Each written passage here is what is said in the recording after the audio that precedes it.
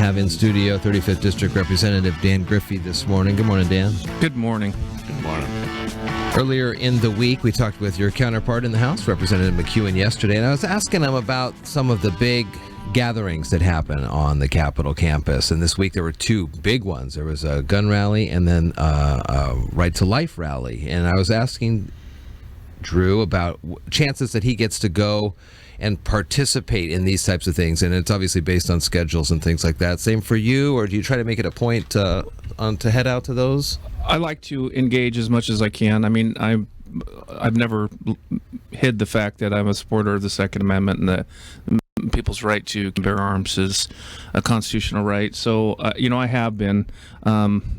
I couldn't this year. My mother was severely ill, and we just lost her yesterday. Oh, I'm so sorry to hear that. I wasn't there for those two rallies, but I was able to be there for the last moments in my mom's life, and more important. Yeah, sure. It was. But I'm back at work today, and the rallies matter. The things that we're talking about here really matter to a lot of people, and I think the people that come to these rallies and really feel like they have to contribute, they feel like they're missing a voice, and they need to get that out, and that there's a lot of people that they believe would like to fix a terrible, tragic problem with, trampling on somebody else's rights to do the things that they like to do. And it is important for folks to rally in Olympia. It's important for them to reach out to their legislators and help them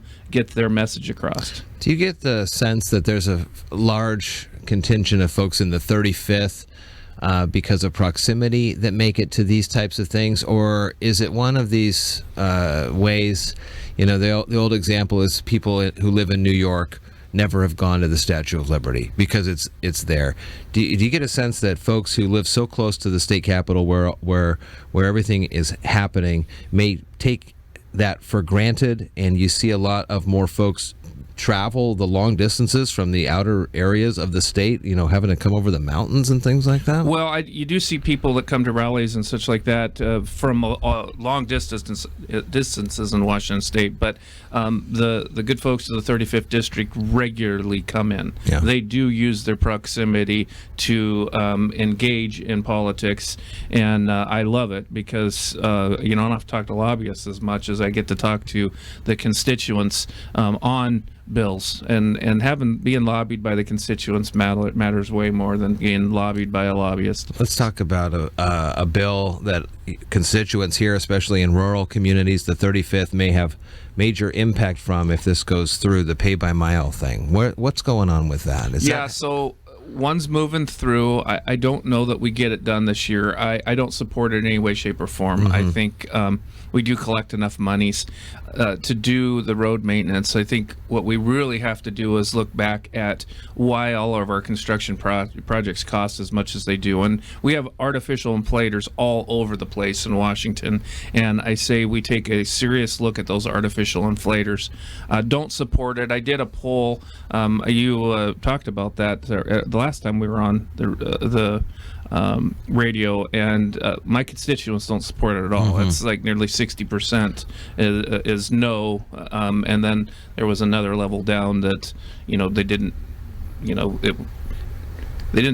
absolutely not, mostly not, and those kind of things. How you do polls, which I was criticized for, and I'll tell everybody out on the radio land, I will not write polls that way. It'll be yes or no. Oh, so a simple up or down. We usually do polls like that because you want to do a temperature test, right? Yeah.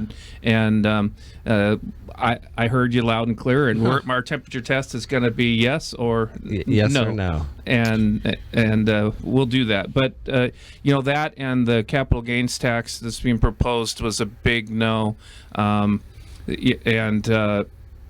the ban on the larger magazines was not as emphatic no, but it was over 50%, mm-hmm. And I don't support them, and I don't think it's well thought out. The way that vehicle miles traveled would work the best is if you had constant communication with some state agency in your car, and I don't support that either. Yeah. We have almost no freedoms now. I just mentioned what I was going through with my mother, and we posted on Facebook about it because, quite frankly, the way I live my life, everybody already knew anyway, and I wanted to say something beautiful about my mother, and I don't want the government in my car.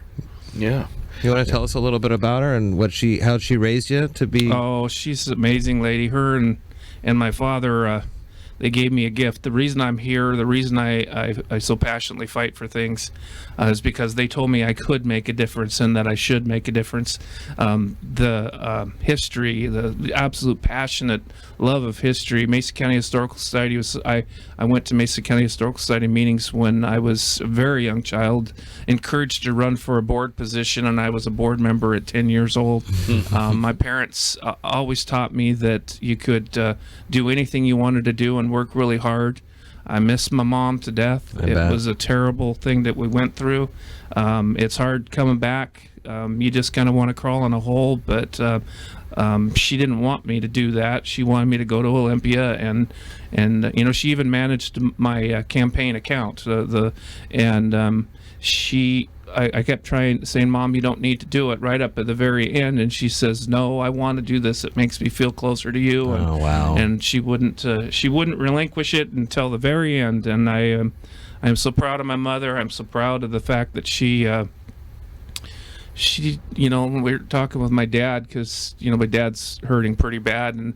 And we're talking about all the good things, and he said, how proud your mother was of everything you kids have done, my sister and my brother. My brother's the director of maintenance at Kitsap Transit, and I'm a state legislator, and I've been a firefighter for, professionally for almost 29 years and 34 years total.